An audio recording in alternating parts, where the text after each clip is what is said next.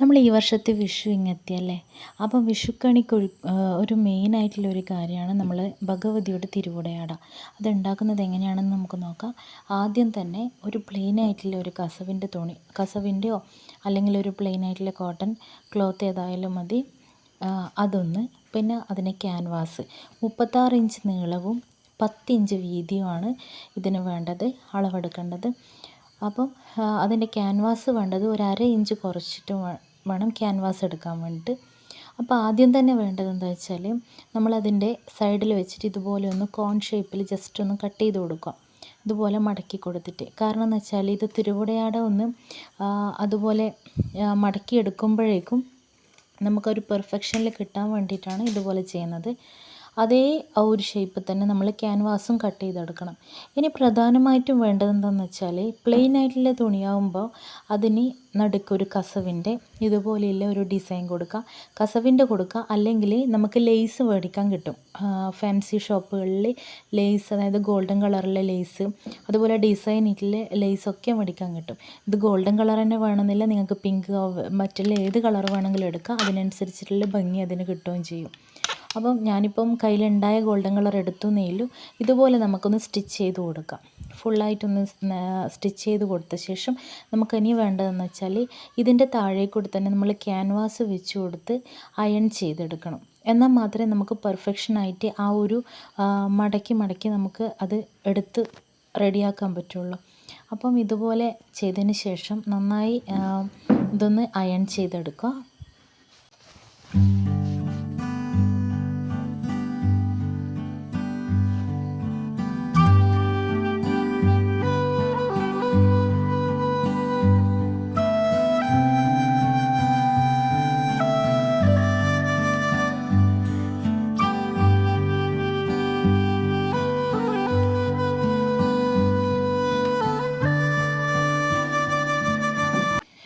Iron ചെയ്ത ശേഷം നമുക്കത് ആ ഒരു ഗോൾഡൻ കളറും താഴെയിലെ ക്യാൻവാസും രണ്ട് ക്ലോത്തും തമ്മിലൊന്ന് സ്റ്റിച്ച് ചെയ്തെടുക്കാം.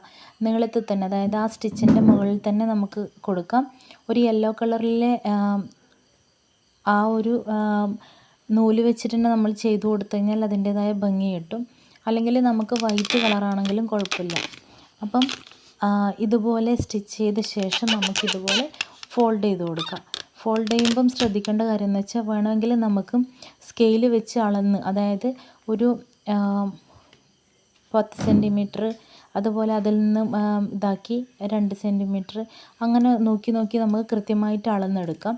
പിന്നെ അതുപോലെ എക്സ്ട്രാ വരുന്ന തുണിയൊക്കെ ഉണ്ടെങ്കിൽ ഇതുപോലെ കട്ട് ചെയ്ത് ലെവലാക്കി കൊടുക്കുക.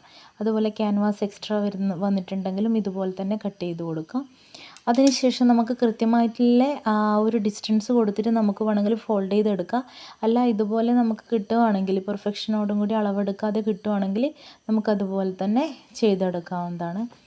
അപ്പം ഇതുപോലെ അങ്ങോട്ടും ഇങ്ങോട്ടും ആയിട്ട് ഫോൾഡ് ചെയ്തെടുത്തിട്ട് വേണം.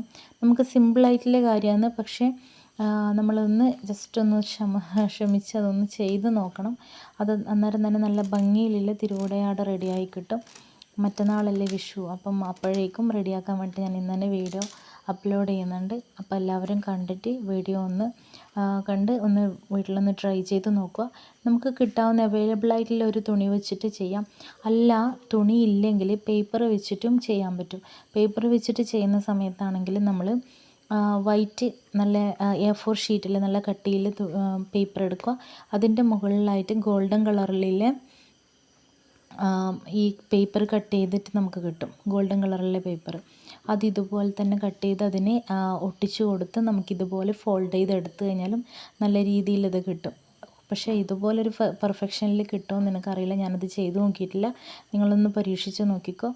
ഇത് കണ്ടോ, ഇത് നന്നായിട്ട് ഭംഗിയായിട്ട് കിട്ടും. ഇതിൻ്റെ താഴെ തന്നെ നമുക്ക് വേണമെങ്കിൽ ഒരു ഗോൾഡൻ സ്ട്രിപ്പ് ഇത് വെച്ചിട്ട്, അതായത് ലേസ് വെച്ച് നമുക്കൊന്ന് അതൊന്ന് ബൈൻഡ് ചെയ്തെടുക്കാവുന്നതാണ്. അത് ഞാൻ വാങ്ങിച്ചിട്ടുണ്ടായിരുന്നു, ഞാൻ കാണിച്ചു തരാം. ഈ വീതിയിലുള്ളതും ഇതിനും ഇക്കാളും നല്ല ഭംഗിയുള്ളതൊക്കെ ഉണ്ട്. നിങ്ങൾ നോക്കിയിട്ട് അതെടുത്ത് ഇതുപോലെ ഒന്ന് റാപ്പ് ചെയ്ത് കൊടുത്ത്, ഞാൻ തൽക്കാലത്തേക്ക് ടെമ്പററി ആയിട്ടെങ്കിൽ ഇപ്പം പിന്നെ സൂചി വെച്ചിട്ടൊന്ന് നിങ്ങൾക്ക് കാണിച്ചു തരാൻ വേണ്ടി പിന്നെ സൂചി വെച്ചൊന്ന് കുത്തി കൊടുക്കുക. ഇത് വേണമെങ്കിൽ നമുക്ക് തുന്നി എടുക്കാം, നീഡിൽ വെച്ച് തുന്നി എടുക്കാം. അതുപോലെ കുറച്ചും കൂടി ഒന്ന് ഇതുപോലെ ഫോൾഡ് ചെയ്ത ശേഷം ഒന്നും കൂടി നന്നായിട്ട് നല്ല ചൂടിൽ തന്നെ ഒന്ന് അയൺ ചെയ്തെടുക്കുക. എന്നാൽ ആ ഫോൾഡ് ആയിട്ടില്ല തന്നെ ഒന്നും നിവർന്ന് നിൽക്കാതെ നന്നായിട്ടുള്ള നല്ല ഭംഗിയിൽ കിട്ടും. അപ്പോൾ എല്ലാവരും വീഡിയോ ഇഷ്ടപ്പെട്ടിട്ടുണ്ടെങ്കിൽ ലൈക്ക് ചെയ്യുക, ചാനൽ സബ്സ്ക്രൈബ് ചെയ്യുക, വീട്ടിലൊന്ന് ഇതുപോലെ ഒന്ന് പരീക്ഷിച്ച് നോക്കുക. അപ്പം എല്ലാവർക്കും advanced happy Vishu. Thank you.